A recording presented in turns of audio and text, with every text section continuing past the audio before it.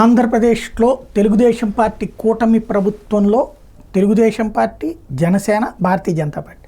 జనసేనకి 3 శాఖలు వచ్చినాయి, భారతీయ జనతా పార్టీకి 1 శాఖ వచ్చింది. గతంలో భారతీయ జనతా పార్టీ 4 అసెంబ్లీ సీట్లు గెలుచుకున్నప్పుడు 2014లో 2 క్యాబినెట్ బెర్త్లు వచ్చినాయి. ఈ దఫా 8 గెలిచినా 1 వచ్చింది, ఎందుకంటే మిత్రపక్షం ఉన్నది కూడా కాబట్టి. ఇక్కడ జనసేన 3 పోర్ట్ఫోలియోలు తీసుకుంది. ఇది ఒక ఎత్తు అయితే, ఇప్పుడు ఆంధ్రప్రదేశ్ ప్రజలకు సంబంధించినటువంటి కీలకమైనటువంటి నేరుగా ప్రజలతో లింక్ ఉన్నాయి ఈ శాఖ మిత్రపక్షాల దగ్గర ఉంది.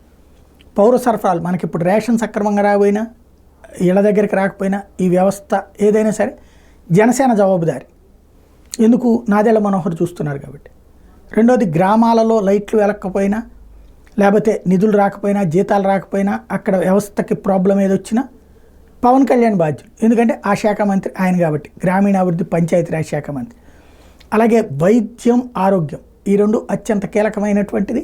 ఆసుపత్రులు, ఇప్పటికే ప్రాంతీయ ఆసుపత్రులు, అలాగే గవర్నమెంట్ హాస్పిటళ్ళు, వీటన్నిటి వ్యవహారాలకు సంబంధించి భారతీయ జనతా పార్టీ తరపున వెంకయ్యనాయుడు గారి శిష్యుడు, అట్లాగే ధర్మవరం నుంచి గెలిచినటువంటి సత్యకుమార్ యాదవ్కి ఆ శాఖ ఇచ్చినటువంటి నేపథ్యంలో ఆయన దాంట్లో ఆ శాఖ అప్పజెప్పబడింది. కాబట్టి ప్రజల ఆరోగ్యం, ఆరోగ్యశ్రీ లాంటి వ్యవహారాలన్నీ కూడా ఆయన పరిధిలోకి వస్తాయి.